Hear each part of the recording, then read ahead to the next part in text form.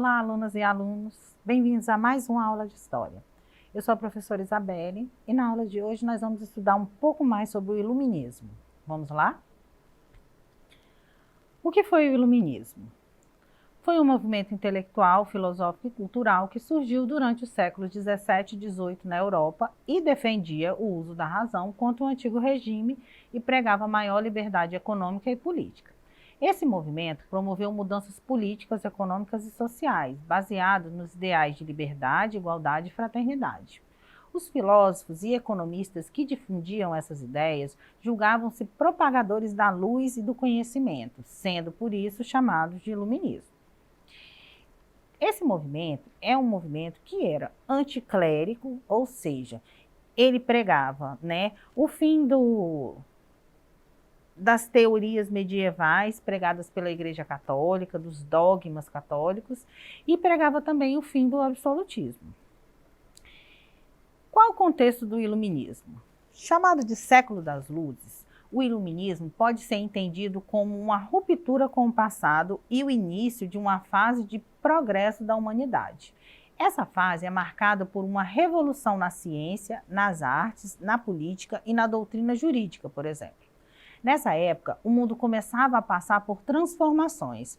O Renascimento permitiu o desenvolvimento cultural e intelectual baseado nos ideais de liberdade política e econômica defendidos pelos crescentes da burguesia. O poder das monarquias passou a ser criticado. Os valores da Igreja foram questionados e o antropocentrismo colocou o homem como centro das questões. O Iluminismo trouxe consigo grandes avanços econômicos. A Revolução Industrial abriu caminhos para a produção e a expansão dos mercados e mudanças políticas, que acabaram na Revolução Francesa. O mercantilismo, característico da época anterior, deu lugar para a liberdade econômica sem intervenção do Estado. Então vocês percebem que a teoria iluminista, a filosofia iluminista, se apropria de valores antropocêntricos, que coloca aí o homem como centro das questões e prega uma mudança não só na política, não só na religião, na forma de ver o mundo, como também na economia, aonde cai a visão mercantilista, de protecionismo, de balança comercial favorável, para surgir o liberalismo, aonde o Estado pouco intervém na economia. Como surgiu o Iluminismo? Ele surge como uma reação ao absolutismo que dominava a Europa até então. No absolutismo, todo o poder se concentrava na figura do rei, que vivia com luxos pagos pela classe mais pobre através dos impostos. Os pensadores iluministas queriam trazer a humanidade para a luz da razão. Iam contra o domínio da Igreja Católica e da monarquia, defendendo o uso da ciência e da razão, assim como maior liberdade nos campos da política e da economia. Muitos deles eram contra a religião instituída, mas eles não eram ateus, eles eram no máximo deístas, Eles acreditavam que o homem chegaria a Deus por meio da razão também. Ao contrário do que pregava a religião, os intelectuais iluministas defendiam que o homem era o detentor do seu próprio destino e que a razão deveria ser utilizada para a compreensão da natureza humana. A razão era, portanto, o elemento central dos ideais iluministas, afinal, somente a racionalidade poderia validar o conhecimento. Quais as características do iluminismo? A razão é considerada como um fator primordial, legítimo para o alcance da verdade do conhecimento. O avanço da ciência, ignorava qualquer crença religiosa que fosse contrária à evidência científica, a oposição ao absolutismo, ao mercantilismo, as vantagens da nobreza e da Igreja Católica, a defesa de maior liberdade política e econômica sem interferência do Estado. Alguns cientistas acreditavam que a natureza era capaz de explicar o comportamento da sociedade. O predomínio da burguesia, o questionamento das coisas e das verdades era valorizado. Também era imprescindível realizar a investigação com o objetivo de ampliar o conhecimento sobre a política, a economia e sociedade. Nessa época surge aí o empirismo, a questão do método científico, da investigação científica, de um método de pesquisa que fosse baseado na lógica, na investigação, no conhecimento. são heranças também que o iluminismo traz, inclusive, né, para a pesquisa científica. Quais os principais pensadores do iluminismo? Os filósofos iluministas começaram a surgir na França, né, em meados do século XVII. E aí a gente tem, acreditando que o pensamento racional deveria substituir a religião e o misticismo. Alguns nomes tomaram a frente do movimento iluminista. Vamos conhecer um pouco desses pensadores, né, para ajudar a gente a entender as razões pelas quais surgiu o iluminismo. O John Locke, né, 1632 a 1704. Ele é inglês, né, defendia a liberdade de expressão, um dos mais importantes filósofos iluministas e o fundador do empirismo, né, que chamamos, né, e do que hoje chamamos de liberalismo político.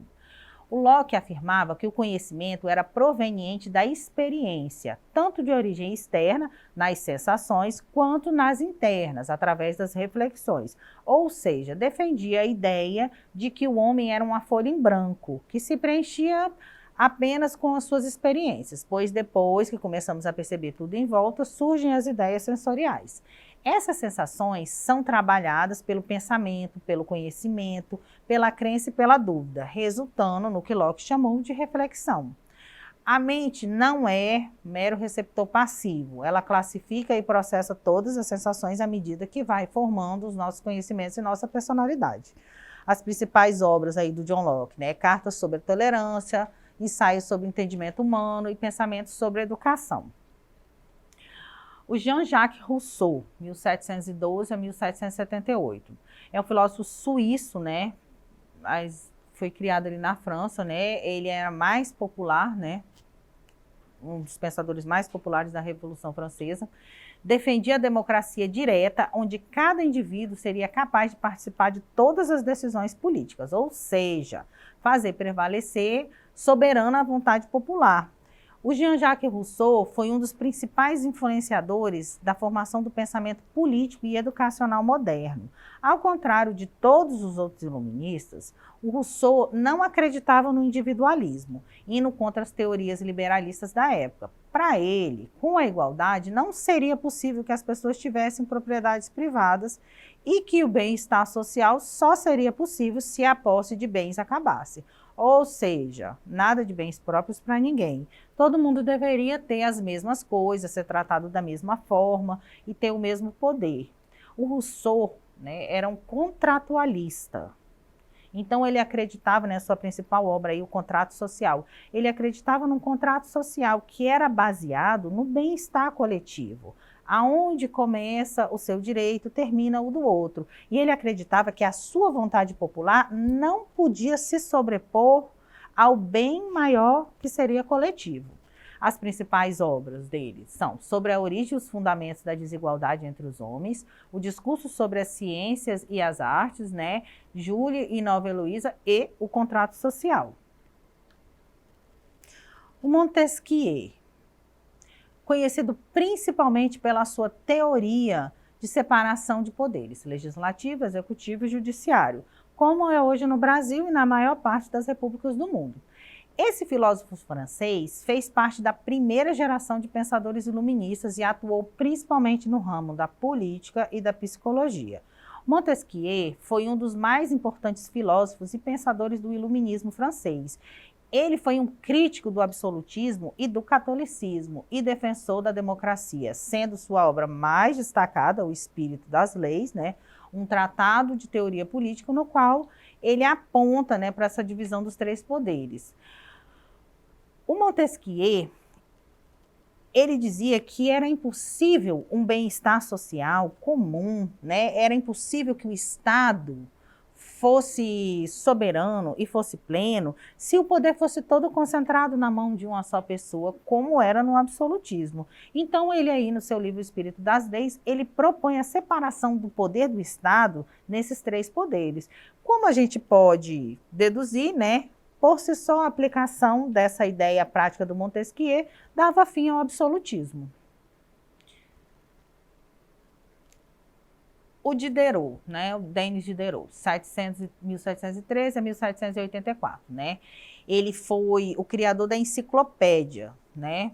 ele consagrou-se como um grande escritor, né, e fez da literatura o seu ofício, o que valeu uma vasta produção literária. Ele acreditava na razão como bula, na qual a filosofia deveria se alicerçar para desvendar a verdade e construir um sólido conhecimento. Ele elaborou sua metodologia segundo os moldes, né, de informações científicas exatas, de acordo com o materialismo científico.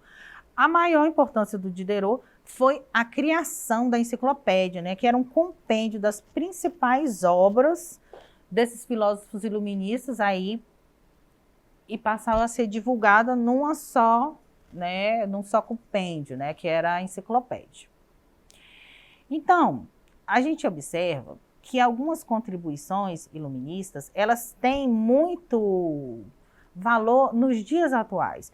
A criação do Estado moderno, por exemplo, a divisão dos três poderes, a economia liberal, tudo vem da política, da filosofia iluminista, assim como o liberalismo, né, que nos dá direito, né, ao individualismo, né, ao bem comum, ao seu direito, por exemplo, de ir e vir. O Adam Smith, 1723-1790, ele é considerado o pai da economia moderna, né? Ele é um filósofo escocês e é o nome mais importante quando a gente fala de liberalismo econômico. A sua principal obra, A Riqueza das Nações, né, teve uma importância fundamental para o nascimento da economia política liberal e para o processo de toda a teoria econômica. Ele pregava a não intervenção do Estado na economia e um Estado limitado às funções de guardião da segurança pública, né, que seria o mantenedor de ordem e garantia da propriedade privada. O Adam Smith, ele fala que o Estado atuaria como uma mão invisível. Ele estaria ali, mas ele não se envolveria nas questões econômicas e que o mercado se autorregularia por si só. Essa filosofia iluminista, como vocês podem perceber, né, ela se perpetua na democracia moderna até os dias de hoje. Toda a nossa política econômica, toda a nossa política de Estado, todo o funcionamento do Estado se baseia nas obras iluministas. A gente tem uma herança iluminista, né? Dois grandes movimentos da história da humanidade, que são a Revolução Francesa e a independência dos Estados Unidos, e, por consequente, a independência de todas, né, as nações americanas, exceto o Brasil, né, são influenciados pela ideia iluminista. Então, essas ideias constroem a formação dos estados, né? Constroem as independências e as identidades nacionais na América. Vamos exercitar um pouco do que nós aprendemos na aula de hoje. Análise à charge. A gente tem ali, ó, eu elaboro as leis, eu julgo as leis, né? E eu administro. O texto da charge acima faz referência à teoria de que pensador do iluminismo? Letra A, Montesquieu. Letra B, John Locke. Letra C, Voltaire. Ou letra D, Descartes? A resposta certa é o Montesquieu, né? A divisão dos três poderes ali, executivo, legislativo e judiciário. Vamos lá, mais uma questão. O iluminismo é uma filosofia que deixou marcas profundas na sociedade ocidental. Atualmente, inclusive, podemos verificar a influência do iluminismo em fatos como: letra A criação da Constituição. Letra B, instituição dos três poderes. Letra C, surgimento do parlamento. Ou letra D, elaboração das leis escritas. A resposta certa é a letra B, né? A instituição dos três poderes. Então, por hoje é só. Espero que vocês tenham gostado.